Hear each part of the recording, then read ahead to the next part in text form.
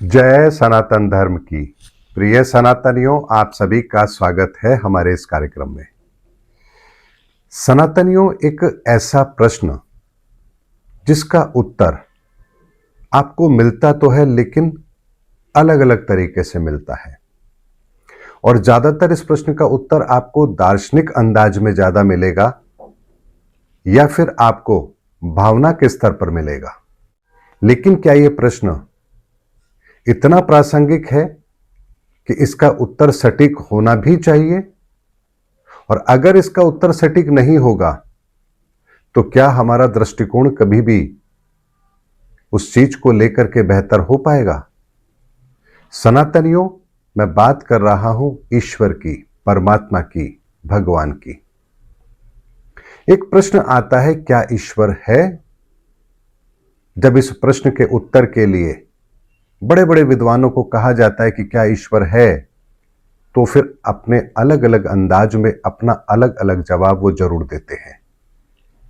लेकिन सनातनियों, इस ब्रह्मांड के अंदर कोई भी चीज यूं ही नहीं बनी है। उसके पीछे एक मैकेनिज्म काम करता है, एक नियम काम करता है। तो ऐसे में आप बताइए, अगर वो ईश्वर है, वो परमात्मा है, वो भगवान है, तो क्या उनके लिए कोई नियम नहीं होगा?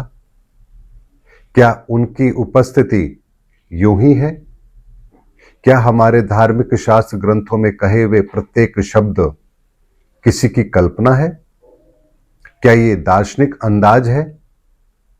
सनातनियों, आज इस प्रश्न का उत्तर कि क्या ईश्वर है, आपको अवश्य दूंगा और प्रामाणिकता के साथ दूंगा, ताकि आज के बाद आपको इस प्रश्न को लेकर के कोई संशय ना हो।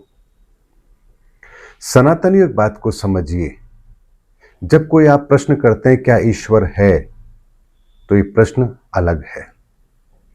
अगर आप प्रश्न करते हैं क्या परमात्मा है, तो ये प्रश्न अलग है। और जब आप कहते हैं क्या भगवान है, तो ये प्रश्न अलग है। यानी तीनों प्रश्न अलग अलग हैं और तीनों के उत्तर भी अलग हैं। लेकिन अक्सर आप इन तीनों सवालों को एक ही तरह से देखते हैं। इसीलिए सबसे पहले इस बात को समझिए कि इस ब्रह्मांड के अंदर, इस ब्रह्मांड के सृष्टि के निर्माण के अंदर जो पहला नियम लागू होता है, वो तीन का नियम लागू होता है। यानी तीन की ऊर्जा के बिना इस संसार के अंदर कुछ भी संभव है ही नहीं। अगर आपको इस संसार के निर्माण की प्रक्रिया को समझना है, तो आपको इस तीन के रहस्य को तो समझना पड़ेगा। तभी आपको यह पता लगेगा कि क्या ईश्वर है, क्या परमात्मा है, क्या भगवान है। इसीलिए सनातनियों, इस संसार के अंदर किसी भी चीज की रचना होती है, उसका निर्माण होता है, तो तीन तरह से होता है। या तो वो ठोस के रूप में होगा, या द्रव्य के रूप में होगा, या गैस के रूप में होगा। ठोस को आप अपनी आंखों से देख सकते हैं, उसको अपने हाथों में उठा सकते हैं। तो क्या द्रव्य के साथ भी आप ऐसा कर सकते हैं? नहीं। द्रव्य को आप अपने हाथ से नहीं उठा सकते। उसको उठाने के लिए आपको किसी पात्र की जरूरत है। कोई पात्र होगा, उसमें आप उस द्रव्य को भर सकते हैं, तब आप अपने हाथों से उसको उठा सकते हैं। तो गैस जो होती है, क्या उसको आप अपने हाथों से उठा सकते हैं? तो यहां आप पाएंगे कि गैस को भी आप अपने हाथों से उठा नहीं सकते और ना ही आंखों से देख सकते हैं। तो क्या गैस की उपस्थिति नहीं है? है। लेकिन उसको देखने समझने के लिए आपको एक अलग दृष्टिकोण की जरूरत है।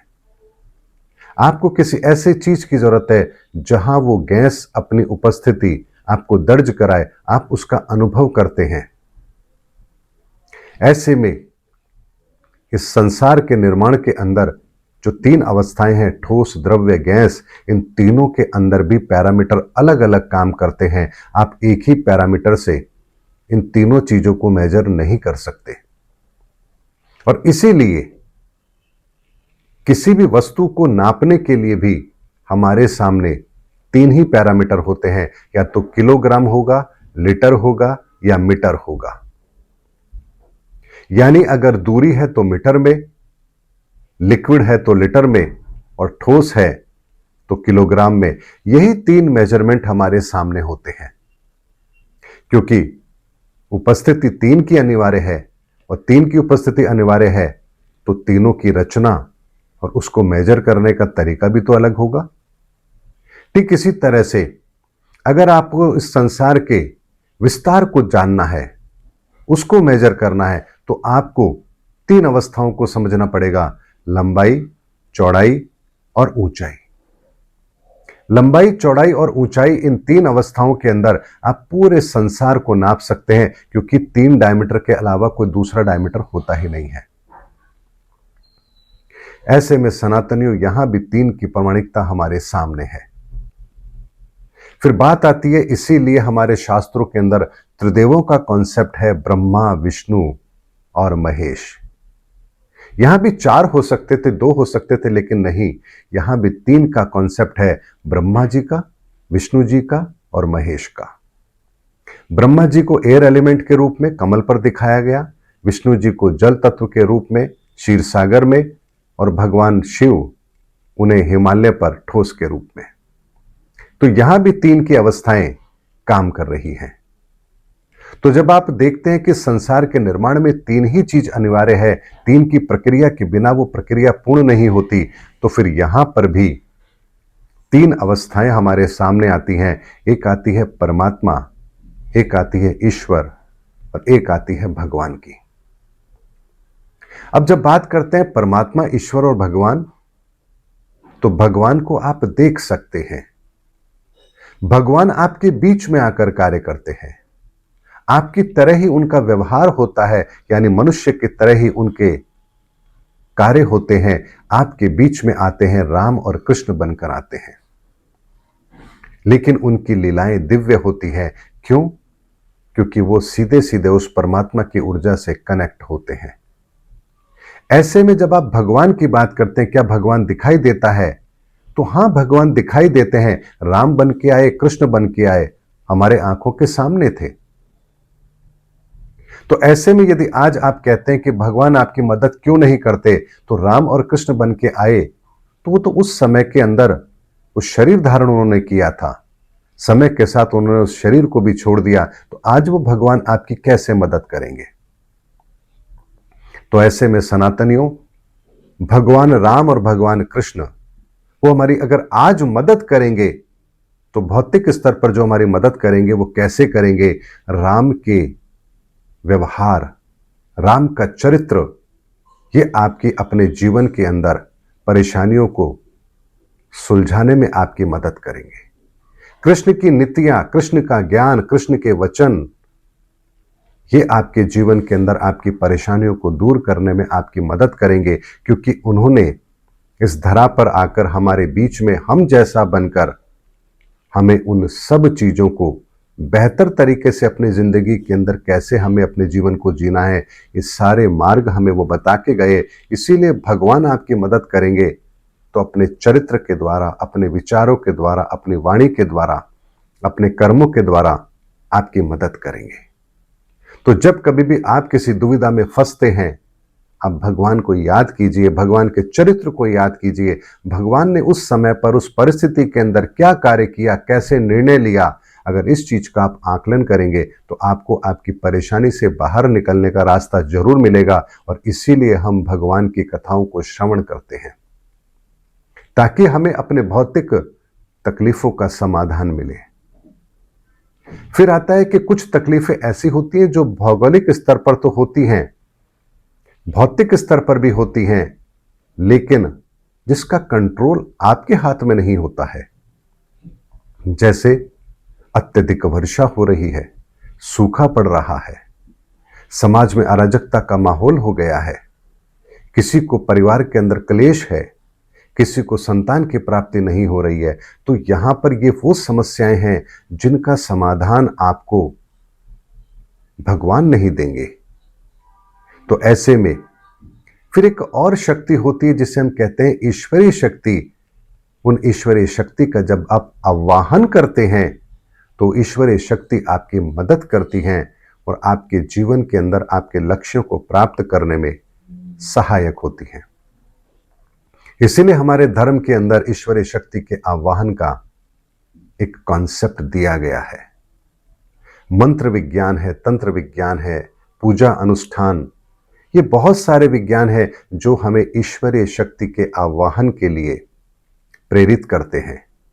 यानी संसार के अंदर प्रत्येक रचना ईश्वर की बेहतर तरीके से कार्य करे, इसका संतुलन बना रहे, इसी के लिए हम ईश्वरीय शक्ति का आवाहन करते हैं। तो ईश्वरीय शक्ति जहां भी हैं, जिस रूप में भी हैं, हम उनको पहचानते हैं और उनका आवाहन करते हैं। इसीलिए हम इंद्र के रूप में, वर्षा की कामना के लिए इंद्र के रूप में, हम धन की कामना के लिए कुबेर के रूप में, हम सुख शांति की कामना के लिए लक्ष्मी जी की, और विद्या के लिए हम सरस्वती जी की, बुद्धि के लिए हम गणेश जी की, हम इन ईश्वरीय शक्ति का हम आवाहन करते हैं। लेकिन सनातनियों, एक और शब्द आता है, वो है परमात्मा। तो परमात्मा क्या है? परमात्मा वो सर्वोपरि अवस्था है जो कोई आकार नहीं लेती है, लेकिन वो है। वो है तो किस रूप में है? तो हमारे शास्त्रों में इसका भी जवाब दिया गया कि वो परमात्मा प्रकाश रूप है, वो निराकार है।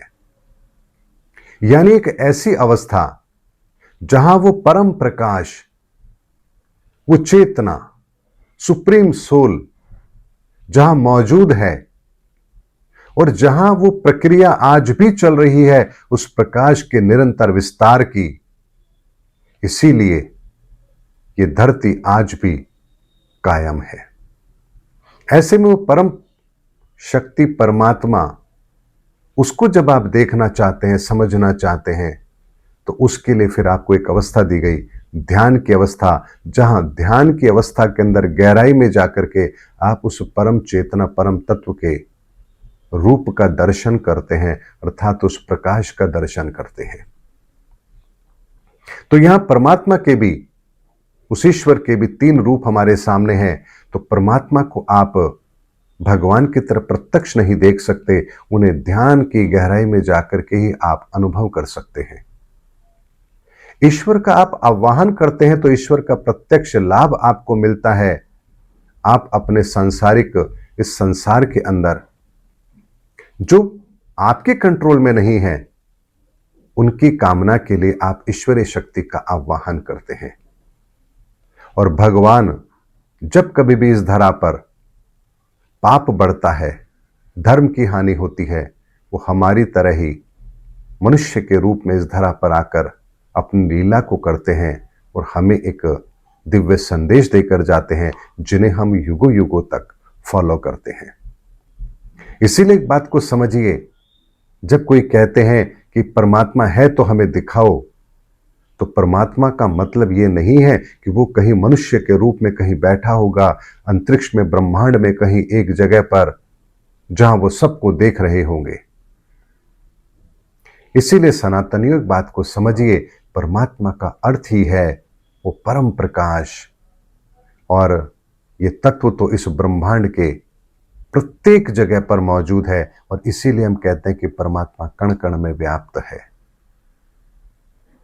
ईश्वर जो सब कुछ कर सकता है, क्योंकि इस प्रकृति के सारे नियम, उनकी पालना ये ईश्वर के हाथ में है। और इसीलिए हम ब्रह्मा विष्णु महेश को ईश्वर कहते हैं, और भगवान के रूप में हम राम को, कृष्ण को, और भी जो इस धरा पर आकर के श्रेष्ठ कार्य करेंगे, हम उन्हें भगवान के रूप में मानते हैं। इसीलिए सनातनियों, ईश्वर एक कल्पना नहीं है, ईश्वर इस सनातन का सिद्धांत है।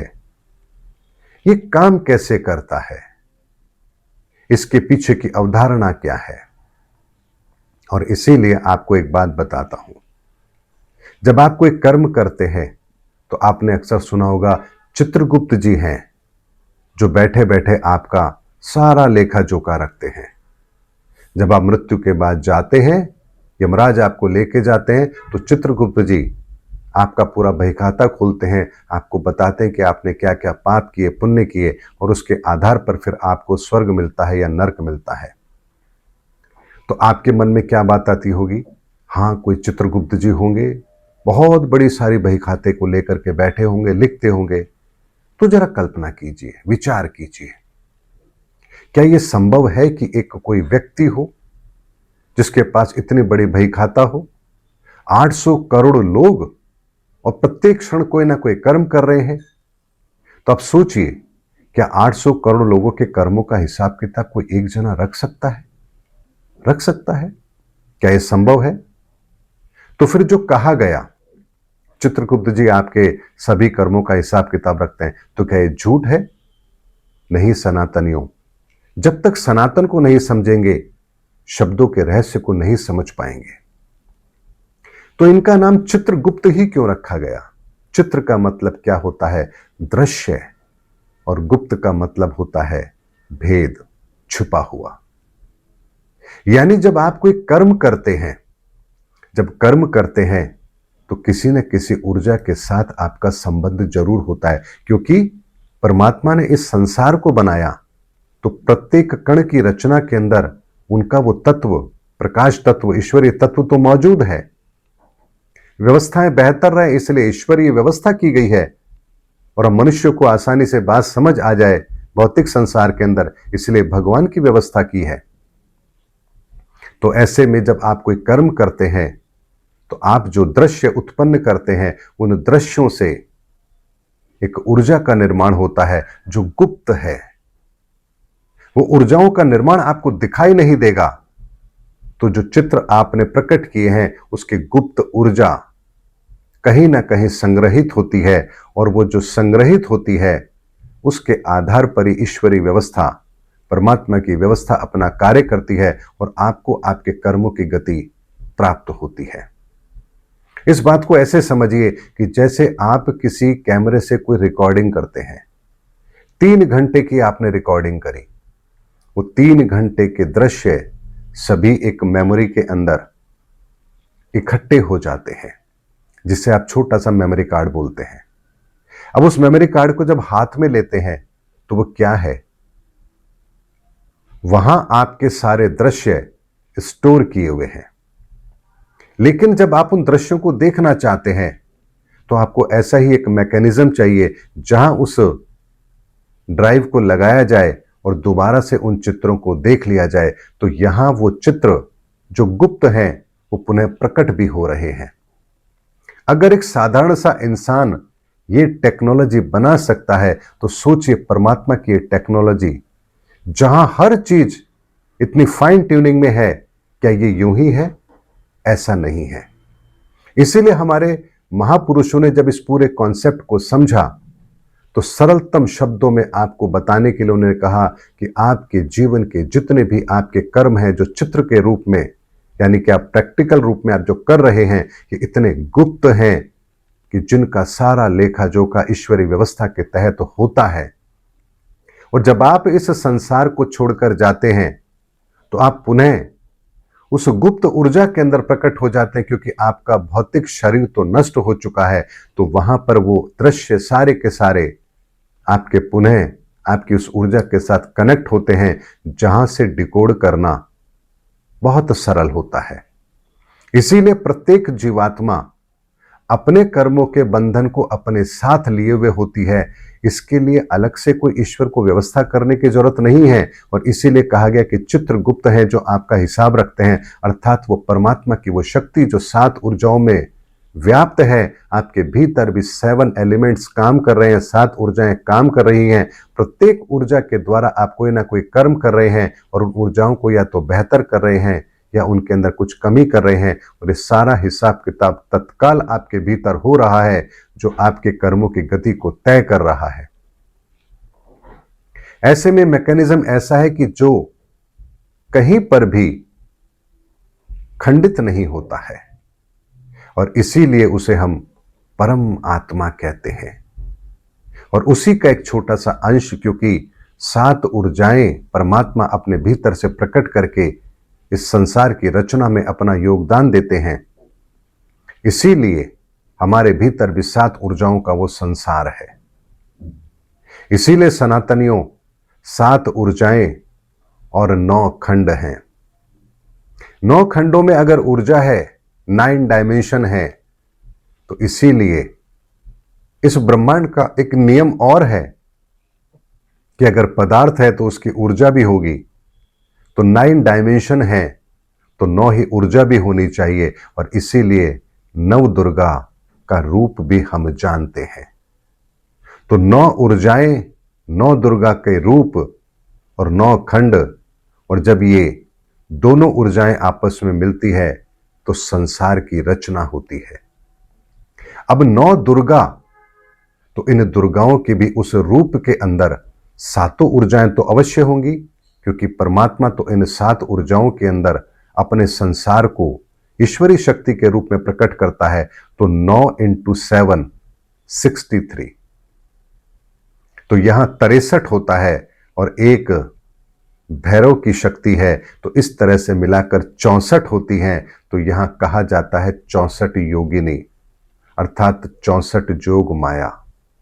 और इसीलिए मां दुर्गा की आरती के अंदर हम कहते हैं 64 योगिनी मंगल गायक नृत्य करत भैरव। तो भैरव एक अलग ऊर्जा है जिन्हें इन 63 ऊर्जाओं के साथ समाहित किया गया, तो यहां 64 का कॉम्बिनेशन बनता है, यहां होती है 64 योगिनियां। तो सनातनियों, हम परमात्मा के विस्तार को, उनकी ऊर्जाओं के विस्तार को, ईश्वरीय विस्तार को, भगवान की क्रियाओं को, भगवान के अवतार को हम इतना बेहतर तरीके से जानते हैं, समझते हैं, क्योंकि सनातन का ही ज्ञान हमें इन सबको समझने की ताकत देता है। और इसीलिए अनेकों महापुरुषों ने इस संसार के अंदर आकर के इस चीज की व्याख्या की है और सरलतम शब्दों में हमारे सामने इस रहस्य को रखा है। लेकिन जैसा समय होता है उसके अनुसार ही शब्दों का चयन होता है। मान लीजिए आज मैं आपके सामने कोई ऐसी बात रखूं जो 2050 के अंदर जो हमारी समझ होगी उसके आधार पर हो, तो बताइए आज उसका आपको क्या लाभ मिलेगा। इसीलिए आज अगर मुझे आपके सामने बात रखनी है तो उसी रूप में रखनी है जहां आपको आज समझ आ जाए। अगर मैं श्लोक के माध्यम से रखूं, एक टिपिकल संस्कृत के शब्द इस्तेमाल करूं, तो आप बताइए आपको कैसे समझ आएंगे। तो आप जिस भाषा को आसानी से समझ सकते हैं उसी भाषा के अंदर ईश्वर अपने विस्तार को हमारे बीच में रखते हैं, और यही प्रक्रिया इस धरा पर दोहराई जाती है। और इसीलिए ज्योतिष के सिद्धांत के अंदर भी 3 ही खंड होते हैं, सिद्धांत, संहिता और होरा। सिद्धांत अर्थात परमात्मा का वो सिद्धांत जिसे कोई परिवर्तित कर ही नहीं सकता। 7 ऊर्जाओं का ये संसार, 7 ऊर्जाओं से निर्मित ये पूरी सृष्टि, और इसीलिए ग्रहों की संख्या भी 7 ही है और लग्नेश भी 7 ही होते हैं। उसके बाद बात आती है सिद्धांत के बाद संहिता, यानी इन ऊर्जाओं के द्वारा पूरी की पूरी व्यवस्था काम कैसे करती है। तो यहां फिर संहिता शास्त्र आता है जो इस संपूर्ण धरती पर वो कैसे एप्लीकेबल होगा उसका विज्ञान हमें देता है। और तीसरे नंबर पर आता है होरा, यानी एक व्यक्ति के ऊपर ये ऊर्जाओं का संसार कैसे काम करता है। तो यहां तीसरे नंबर पर आता है होरा। और इस तरह से सिद्धांत, संहिता और होरा। सनातनियों, 3 के सिद्धांत के बिना इस संसार के अंदर कुछ भी संभव नहीं है, कुछ भी संभव नहीं है। इसीलिए आप देखिए, जहां भी पूर्णता होगी, जहां भी निर्माण होगा, वहां 3 का कॉम्बिनेशन आपको जरूर मिलेगा। और इसीलिए आपकी उंगली के अंदर भी 3 बैंड हैं, और इन 3 बैंड के होने पर ही आपका हाथ इतनी मजबूती के साथ किसी चीज को पकड़ सकता है। 3 की प्रक्रिया अनिवार्य है। ये इस ब्रह्मांड का वो सत्य है जिसे आप झुटला ही नहीं सकते। इसीलिए ईश्वर है या नहीं है, परमात्मा है या नहीं है, भगवान है या नहीं है, इसको समझने से पहले समझिए कि परमात्मा को केवल और केवल आप अनुभव कर सकते हैं। वो प्रकाश रूप है जिसका दर्शन आप अपने आंतरिक जगत में, भीतरी जगत में कर सकते हैं, जिसको आप बाहर देख ही नहीं सकते।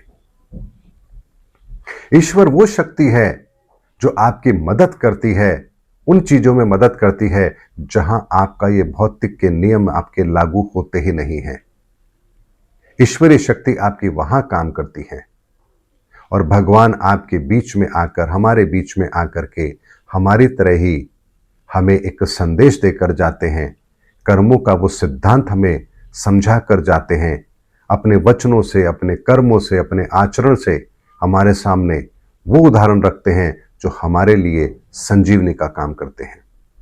इसीलिए भगवान को देखा जा सकता है क्योंकि भगवान प्रत्यक्ष रूप में इस धरा पर प्रकट होते हैं। ईश्वरीय तत्व का आह्वान किया जाता है क्योंकि ईश्वरीय तत्व हमारी व्यवस्था के लिए है और परमात्मा का ध्यान किया जाता है। तो सनातनियों, आज के बाद ईश्वर को लेकर आपके मन में कोई गलतफहमी नहीं होनी चाहिए कि ईश्वर है तो हमें दिखाई क्यों नहीं देता। ईश्वर है, उनका आह्वान करिए, वो आपको प्रत्यक्ष लाभ देंगे। परमात्मा है, उनका अनुभव कीजिए, ध्यान की गहराई में उतरिए। भगवान है, आपकी मदद करेंगे तो शास्त्रों को पढ़िए, उनके कहे हुए वचनों पर भरोसा कीजिए, उनका अनुसरण कीजिए, आपको लाभ अवश्य मिलेगा। उम्मीद करता हूं सनातनियों, इससे सरलतम शब्दों में ईश्वर का रहस्य आपके सामने नहीं रखा जा सकता।